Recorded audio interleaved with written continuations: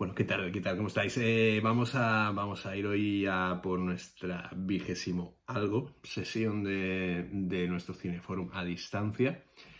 Ya estamos acabando el curso, estamos acabando el año y bueno, este es el último trimestre. Tengo, bueno, un par de cosas preparadas con respecto a análisis de pelis más un poco más al detalle, al igual que habíamos hecho anteriormente con algunas pelis. Y después de aligerarnos un poco en La Condesa de Hong Kong de Charles Chaplin, vamos a irnos hoy hasta los Estados Unidos y vamos a recuperar un momento que es clave para la filmografía, para la cinematografía del director que vamos a tratar hoy. Y también lo vamos a hilar con acontecimientos de actualidad. Ya sabéis que en estos tiempos, no sé cuándo veamos este vídeo qué estará pasando, pero bueno, seguramente hay alguna novedad conociéndonos. Con respecto a la muerte de George Floyd, que es el persona que fue, bueno, con el I Can Breathe, que fue también bueno, la persona que estalló, digamos, de alguna manera el movimiento Black Lives Matter en Estados Unidos. Aunque es verdad que es una cuestión que ya venía, todo esto del comportamiento de las autoridades con respecto a la población negra afroamericana en los Estados Unidos, ya es una cosa que venía de antes, no es algo nuevo que tengamos ahora en las noticias. Y con este juicio, con esta muerte de este George Floyd, y luego con otros casos que hubo el año pasado en Estados Unidos, sí que se reavivó un poco de alguna manera todo lo que es el fuego de la venganza que diría John Frankenheimer en los años 60. Es otra peli que podéis ver, no tiene nada que ver con esto, pero podéis verla porque es de temas políticos y electorales. Si os gusta este tema, pues es una peli que os recomiendo. Volviendo al hilo, que me voy por las ramas. Siempre ha habido un acontecimiento que de alguna manera marca esta lucha, de alguna manera, y sienta las bases de todo lo que va a suceder a continuación en el mapa sociopolítico, sociocultural de los Estados Unidos, más concretamente en la población negra y afroamericana. Nos situamos en el año 1989, estamos a las puertas de los años 90, estamos en una década que, por cierto, tenemos bastante... Voy a mirar una cosilla mientras os hablo. Bastante olvidada, pues es verdad que en la década de los 90, lo hablaremos el viernes que nos toque esta película, pero es una década bastante destacada sobre todo por los cambios. Es una manera de entender también el cine como una manera de hacer varias islas, hablando de todo esto que dejamos en mesas separadas, ¿no? Varias islas donde los americanos se estaban reponiendo del mazazo de la Puerta del Cielo, todavía les estaba yendo la vida en conseguir grandes películas que, de nuevo, restauraran los beneficios perdidos en la década de los 80, los grandes estudios empezaron otra vez a formarse, vienen los grandes conglomerados multimedia, empiezan a asociarse empresas de tecnología con estudios de cine, con lo cual empieza a haber determinados movimientos y determinados riesgos también de monopolio, que es lo que se intentó evitar, sobre todo a mediados de los 90.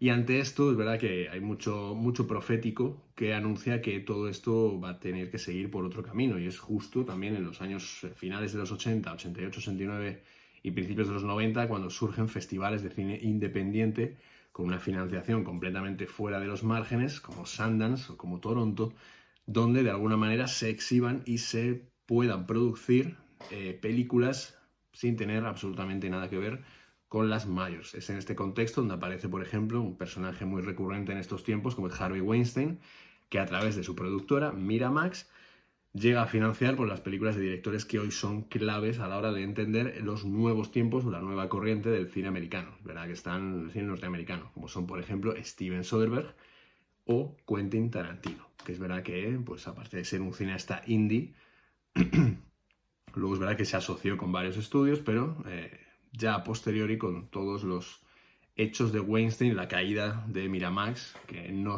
fue el año pasado o hace 2 años con el juicio a Weinstein, sino que ya venía de antes. Miramax ya empezó, digamos, a aflojar sus casos de injerencia en el montaje de algunas películas. Os contaré también algún caso práctico si queréis profundizar en este aspecto.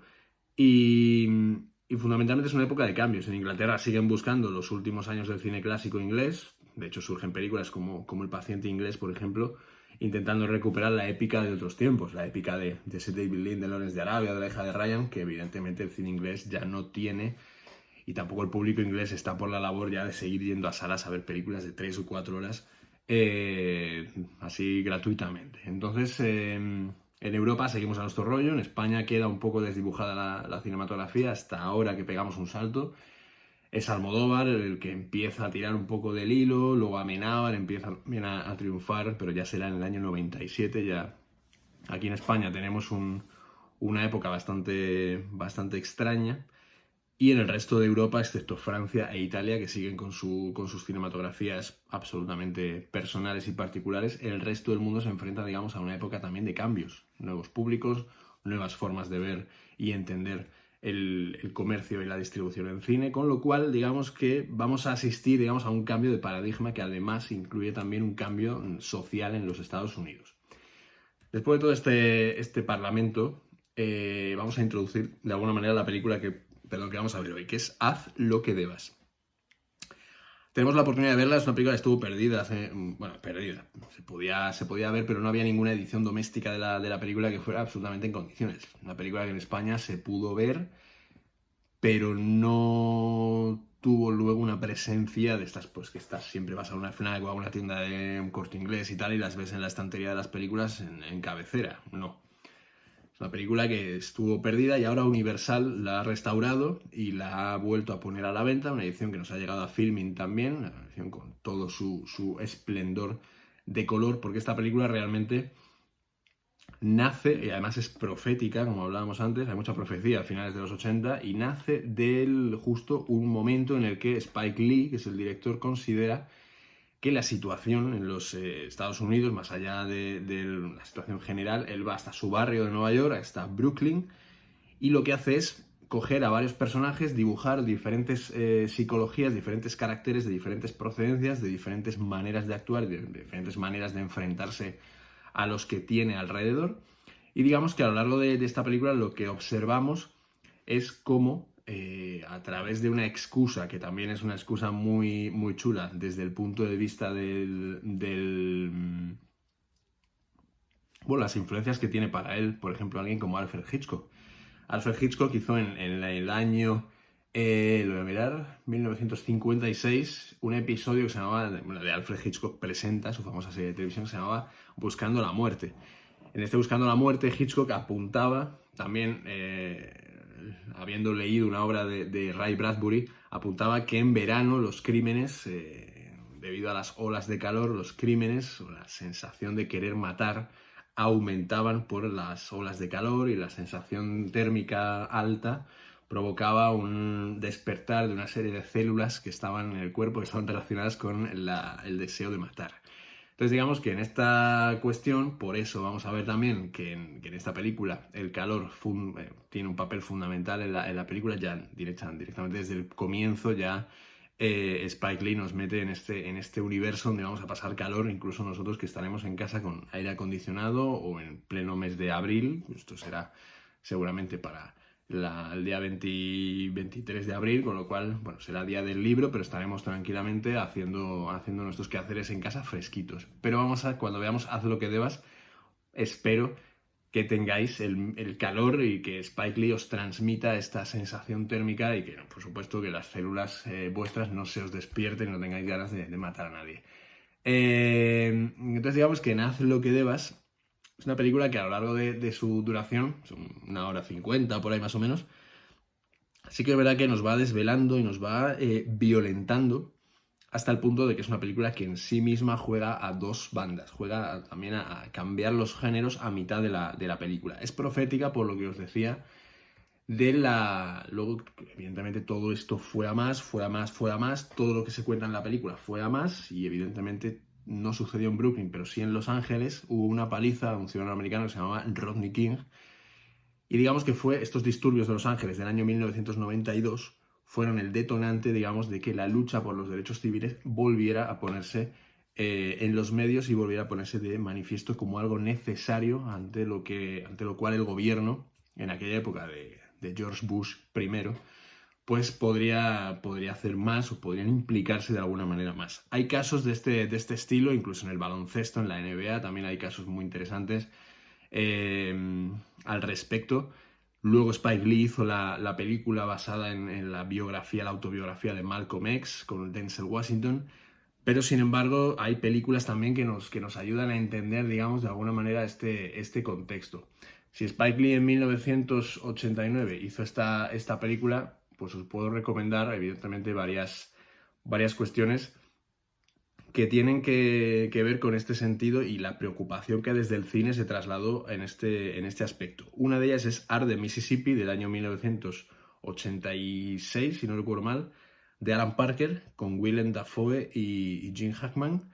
Y la otra es Grita Libertad, de Richard Attenborough, que aunque está hecha en el Reino Unido y está ambientada en África, en toda la época del apartheid en Sudáfrica, del año 87, con Kevin Kline y Denzel Washington, pues evidentemente son películas que desde el cine pusieron también de manifiesto la necesidad que existía de que se mostraran los problemas que estaba sufriendo la población negra y afroamericana a lo largo de diferentes países. Todo esto, evidentemente, cambia de alguna manera. Algunos países tardan más, otros tardan menos. La parte ya sabemos lo que sucedió, Mandela y todo la presidencia del gobierno por parte del partido de Mandela, su salida de la cárcel, etc. En Estados Unidos todavía están con ellos, una cosa que no van a conseguir solucionar porque, bueno, acordaos del atropello en Charlottesville, creo que fue.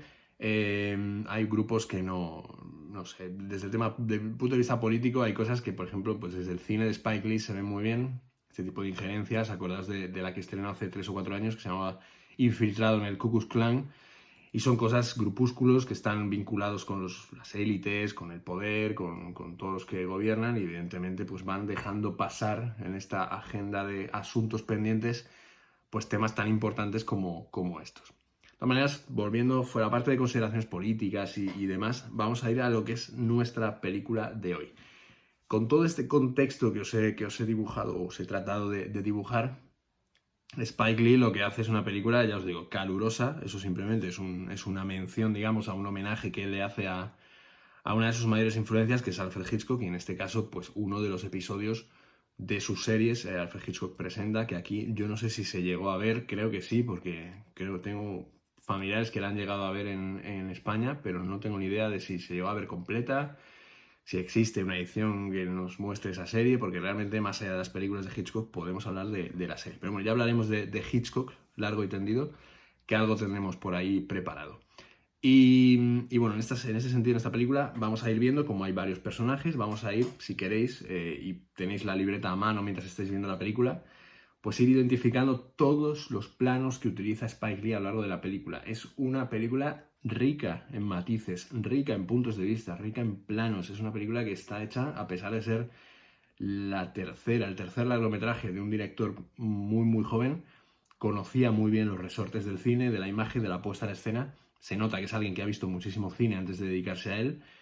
Y entonces vamos a intentar vislumbrar, y os propongo este reto de que el próximo día 23 me dibujéis todo lo que veáis acerca de la película. Ya os digo, es una peli que, a pesar de que dure un poco más de la duración que tenemos habituada, 1 hora 50, 1 hora 55, no recuerdo ahora mismo bien, es una película que se ve en un suspiro, porque es el ritmo que tiene la película, el cómo nos va introduciendo en todos los personajes, las acciones que tienen lugar, las relaciones que tienen entre ellos.